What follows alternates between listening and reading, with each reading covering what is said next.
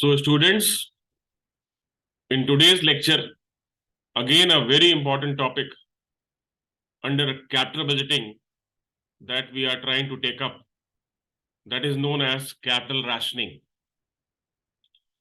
In the few previous videos, we were discussing the techniques of capital budgeting, which help us in taking the decision regarding the acceptance or rejection of the project.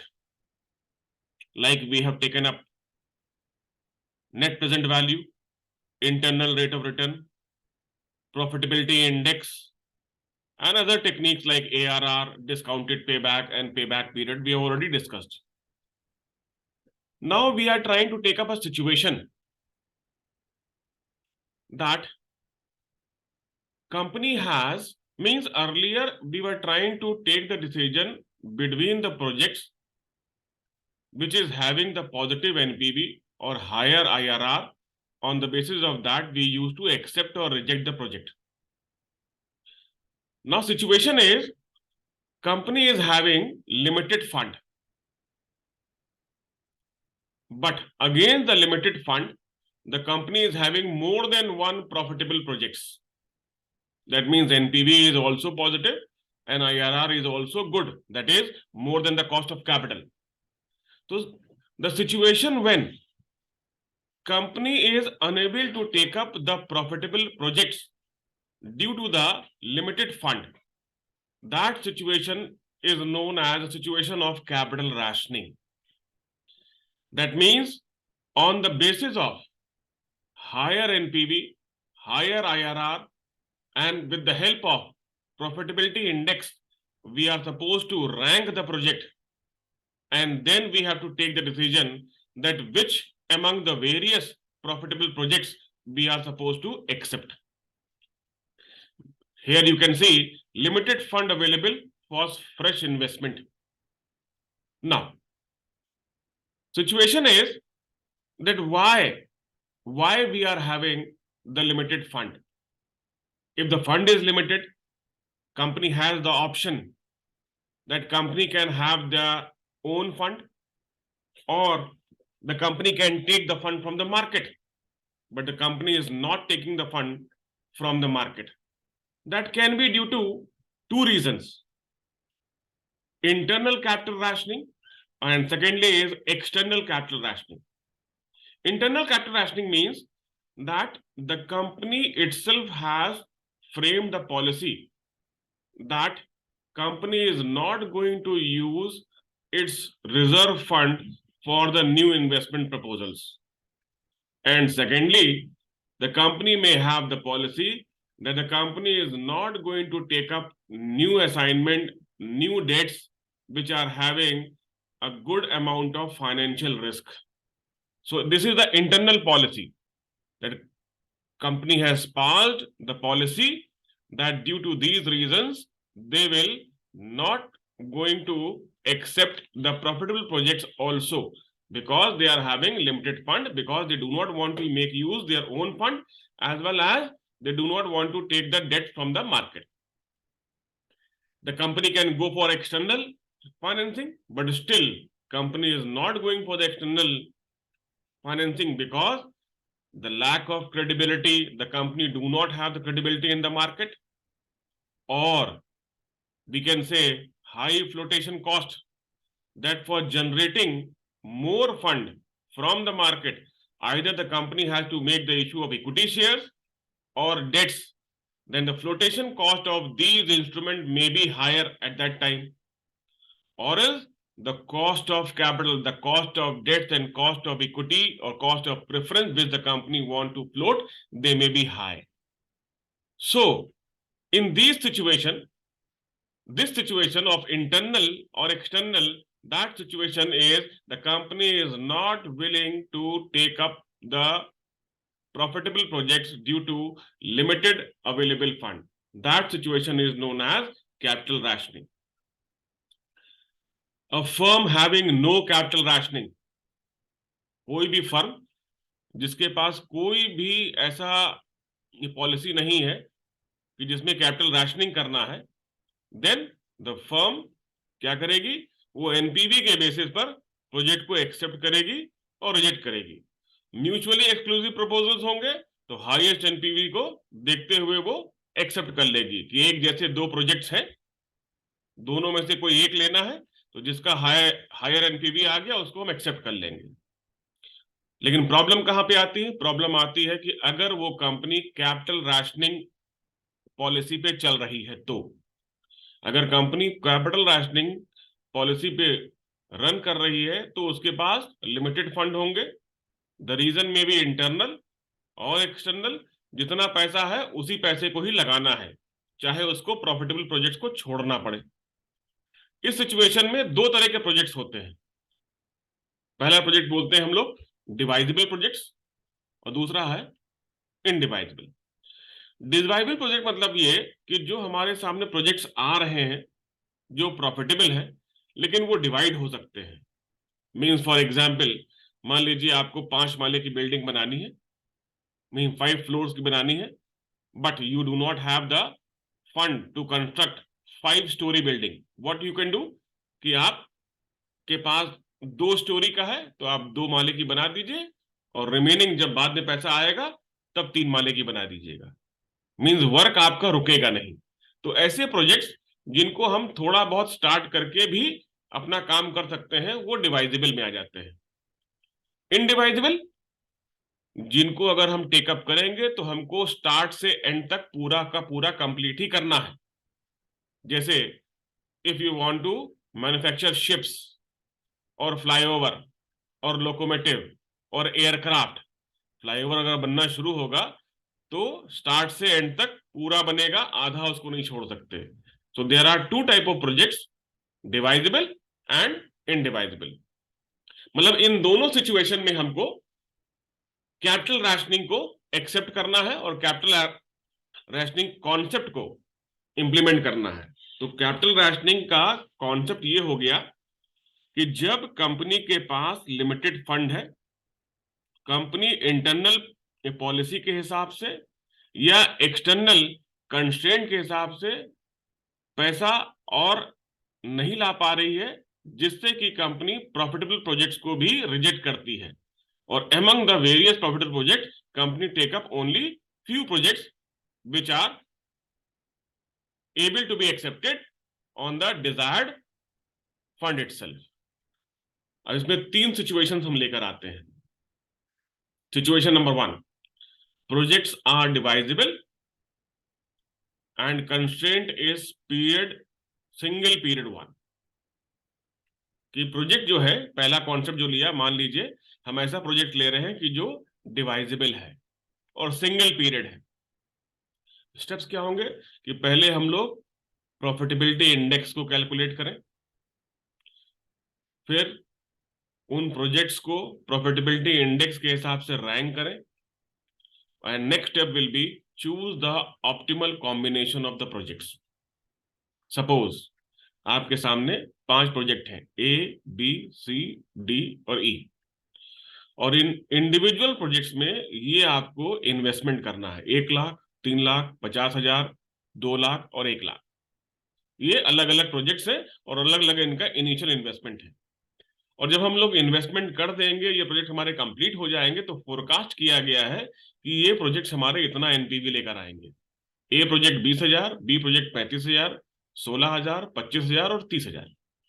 लेकिन company के पास क्या है, अब देखिए भाई, investment कितना है, 1 लाख, 3 लाख, 4 लाख, 5, 6, 7, 7.5 लाख का इन्वेस्टमेंट है, और ये सारे ही प्रोजेक्ट्स हमारे सामने प्रॉफिटेबल है।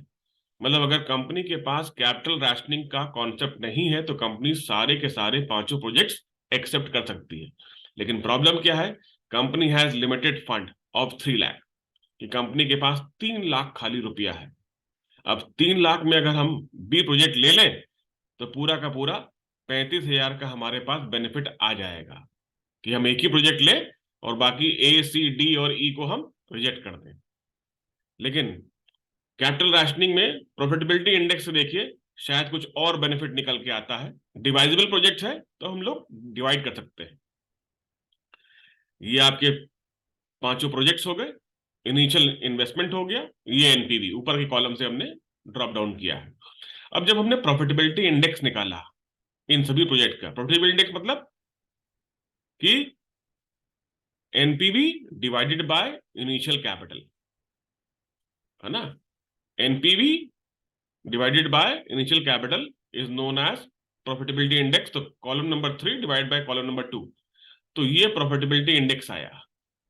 और जब प्रॉफिटेबिलिटी इंडेक्स ये आया 0.2, 0.117, 0.32, 0.125 एंड 0.03, फिर हमने इनको रैंक किया।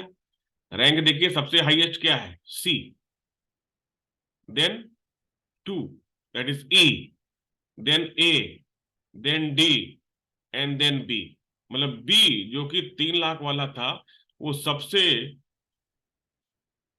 5th रैंक पे आ रहा है एज कंपेयर टू द, मतलब एनपीवी के हिसाब से हायर एनपीवी सी बी में है, लेकिन प्रॉफिटेबिलिटी के हिसाब से कि जो बी प्रोजेक्ट्स है उसमें 5th रैंक आ रही है। अब ये देखिए क्या कर सकते हैं हम लोग, व्हाट वी कैन डू। हमने लिया project C, number 1 rank, number 2 rank E, number 3 rank A, C E A. इन तीनों की कॉस्ट क्या है, 50,000, 1 लाख और 1 लाख, मतलब 2.5 लाख रुपया आ गया। लेकिन ये डिवाइजिबल है, बचा हमारे पास 50,000 और है। तो हम क्या कर सकते हैं कि जो ई वाला है, दैट इज नॉट ई, ये डी जो 4th रैंक वाला है, उसको भी हम एक्सेप्ट करते हैं।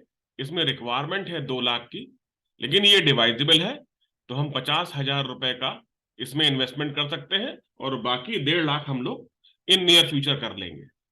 तो जब हमने इसमें इन्वेस्ट किया, ये 50 लाख लिया और ये 3 लाख, तो ऑप्टिमल सिचुएशन हमारी क्या आई, C E A and 1/4 of the D.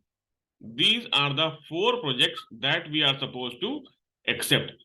और अगर इनके आप प्रॉफिट को ऐड करिए तो देखिए हमने लिया क्या, सी, सी आपका 16,000 plus E 30,000, that means 46,000 plus ए 20,000, 56, 66,000। मतलब अगर हम यहां पे लिखें तो हम लोग पहला था हमारा C, that is 16,000 plus we can say 30,000,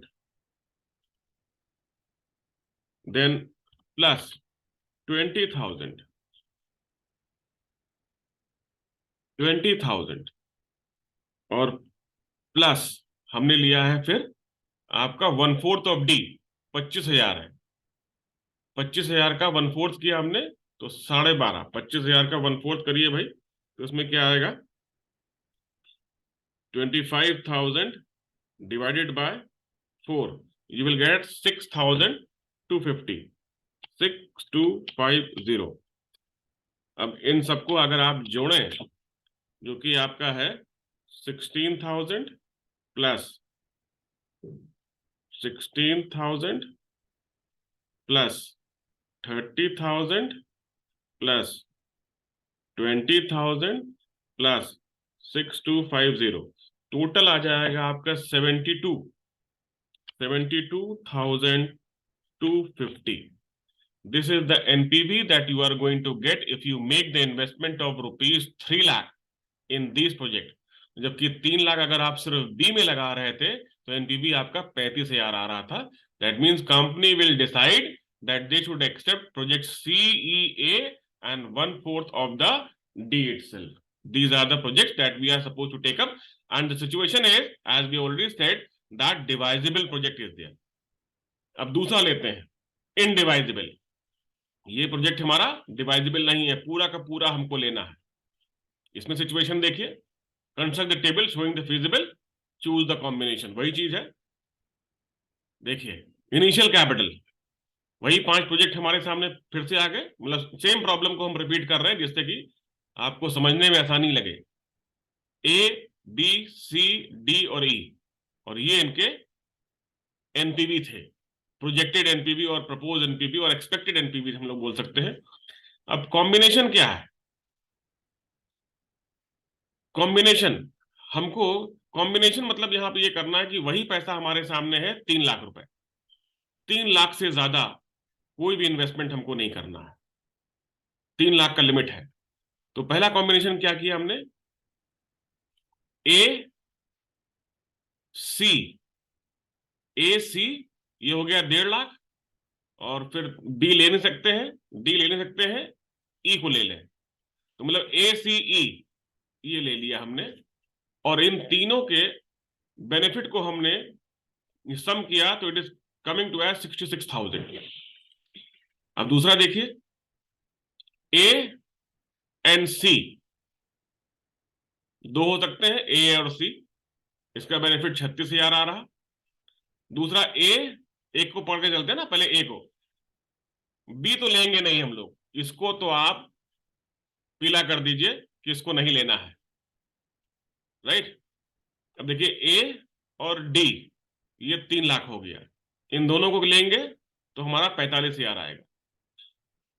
तो ये तीन कॉम्बिनेशन, फिर ए और ई, ए और ई ये 2 लाख हो गया, और ये आएगा ए और ई आपका 50,000 आएगा।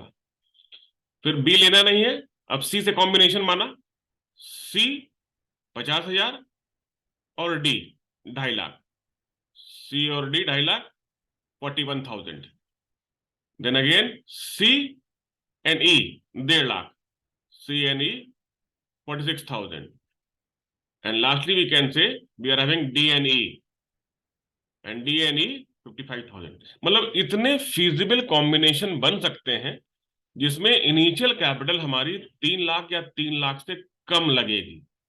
तो इसमें 1 2 3 4 5 6 और 7 कॉम्बिनेशन बने, और सातों को कंबाइन करके निकाला तो देखिए ए सी ई इसमें हाईएस्ट जा रहा, that is 66,000। That means we are supposed to accept under indivisible ACE, और ACE अगर हम लोग कंबाइन करेंगे तो A हमारे पास 50,000 है, C 1 लाख A है, C 50,000 है, और E हमारा 1 लाख में 2.5 लाख, 2.5 लाख का इन्वेस्टमेंट होगा और 66,000 का हमको बेनिफिट मिलेगा। लेकिन फिर भी हमारे पास 50,000 बन गए हैं, उस 50,000 का हम लोग कुछ नहीं इस्तेमाल कर सकते हैं, रीजन बीइंग ये हमारे इनडिवाइजिबल प्रोजेक्ट्स हैं, राइट। सिचुएशन सी देखिए, डिवाइजिबल प्रोजेक्ट्स तो हैं लेकिन मल्टीपल कंस्ट्रेंट है, मल्टी पीरियड, वहां सिंगल पीरियड किया था, यहां पर आपका मल्टी पीरियड में आएगा। देखिए एक फर्म है, उसके सामने ए से लेकर जी तक कितने प्रोजेक्ट्स हैं, ए से लेकर जी तक प्रोजेक्ट्स हैं, और जो एक्सेप्टेंस रेट दिया गया है वो 7% है, 7% इज द एक्सेप्टेंस रेट, मतलब 7% के ऊपर जो होगा उसको ही हमको एक्सेप्ट करना है, क्योंकि 7 एक्सेप्टेंस मतलब हो गया, आप ये समझ सकते हैं कॉस्ट ऑफ कैपिटल हमारी 7% है।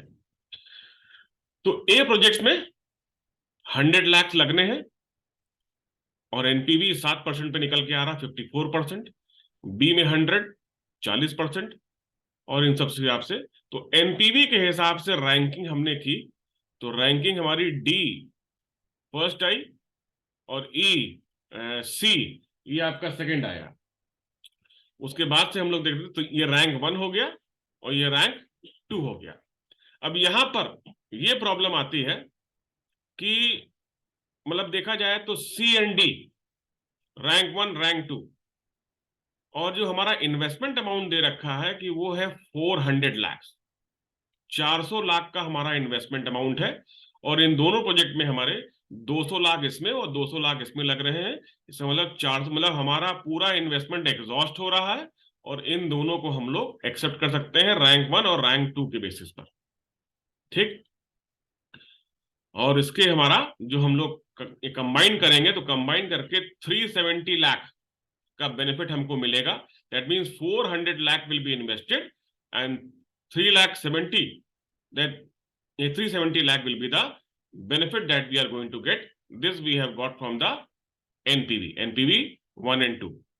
IRR के बेस पे देखिए, now rank on the basis of IRR। IRR जो हमने निकाला इन सबका, तो हाईएस्ट IRR निकला C का, उसी प्रोजेक्ट का, और D का 1 and 2, इसमें भी 200 लग जाएंगे आपके, है ना।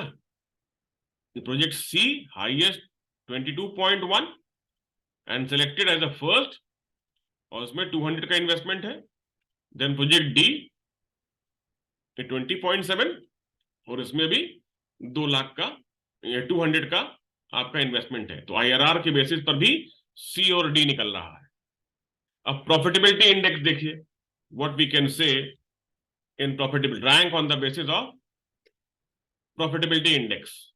जब प्रॉफिटेबिलिटी इंडेक्स पे हमने रैंक किया, that means NPV divided by initial investment, जो भी हम आपको बता चुके हैं, NPV divided by initial investment, कि जो भी एनपीवी हमारा निकला था, ये NPV divided by initial investment, उसके बेसिस पर ये हमारा एनपीवी, ये प्रेजेंट वैल्यू निकाला इनफ्लोज का, और प्रॉफिटेबिलिटी इंडेक्स आया। ये हमारा जो प्रॉफिटेबिलिटी इंडेक्स आ रहा है वो बेसिकली 1.5 और हाईएस्ट है 2.415, present value of inflows divided by investment, initial investment, that will give you profitability index. और चाहे एनपीवी कर दे, डिवाइड बाय इनिशियल इन्वेस्टमेंट, एक ही बात है। ठीक, तो रैंक 1 हमारा डी है, रैंक 2 ए है, और रैंक 3 हमारा जी है। मींस अब देखिए, under the profitability index ranking, A D A and G has scored the first 3 total fund a commitment of rupees 350 lakh. A में 100, डी में 200, 300 हो गया, और तीसरा हमारा है 350, तो 350 लाख का इन्वेस्टमेंट होगा। इन तीनों को हम लोग इन्वेस्ट कर सकते, इनको हमने एक्सेप्ट किया। दूसरी बात, हम मेरे पास 50 लाख का इन्वेस्टमेंट और बचा, क्योंकि ये डिवाइजेबल में आता है, तो रैंक हम बी पर गए, जो 4th रैंक है। लेकिन पॉसिबल नहीं है, क्योंकि यहां पर हमारा एक तरह से आपका बी, क्योंकि बी में लगेगा हमारा 100 लाख, डी में लगेगा 200 लाख, है ना, इधर डी हो ही चुका है, ई में लगेगा आपका 200 लाख। तो बेसिकली जो हमारे पास पैसा बचता है वो 50 लाख का है। तो हम लोग क्या कर सकते हैं कि एफ प्रोजेक्ट को हम लोग एक्सेप्ट कर सकते हैं, और इसमें हमने एक्स प्रोजेक्ट लिया। अब देखिए क्या हुआ, C B E which are next in the sequence of the decreasing PI can not be selected because they can not accommodate the balance of ₹50 lakh, क्योंकि बैलेंस हमारे पास 400 से 350 गया, 50 लाख ही बचा। तो ये पॉसिबल नहीं है, क्योंकि ये हमने मल्टी पीरियड का हम लोग ले रहे थे, है ना, तो पॉसिबल नहीं है।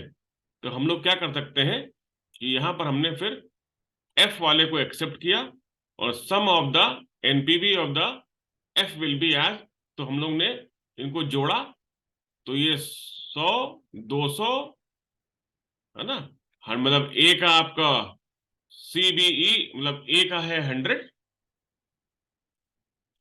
इन तीनों को लेना है हमको, D 200, 200, then A 100, that is 100, 300 हो गया, जी इज 50, 350 हो गया, और फिर हम एफ को ले रहे हैं, तो ये हमारा पूरा 400 कंप्लीट होता है।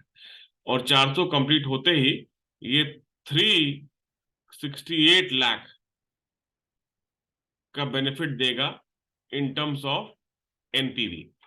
और अगर आप देखें 368 लाख, और यहां पर क्या था कि यहां पर हमको जो बेनिफिट मिल रहा था सिर्फ 2 ही प्रोजेक्ट लेने से, दैट वाज 370। तो यहां पर हम लोग एनपीवी टेक्निक पर लेकर जाएंगे। यहां पर हमारा profitability index technique has also not shown the higher return. यहां पे 370 है, और 2 ही प्रोजेक्ट लिए जा रहे हैं, सी और डी, उनसे हमारा काम चल रहा है। जबकि जब प्रॉफिटेबिलिटी इंडेक्स निकाला हमने, तो उससे हमको ये मालूम पड़ रहा कि हमको 4 लेने पड़ेंगे, और अगर ये डिवाइजिबल है तो हम ये किसी और को भी ले सकते हैं, अगर अनडिवाइजिबल है तो हमको सिर्फ इनको ही लेना पड़ेगा, और ये हमारा 368 ही आ रहा। तो this is not possible. So we cannot take up the concept from the profitability index. We have to accept the concept from the NPV itself, right?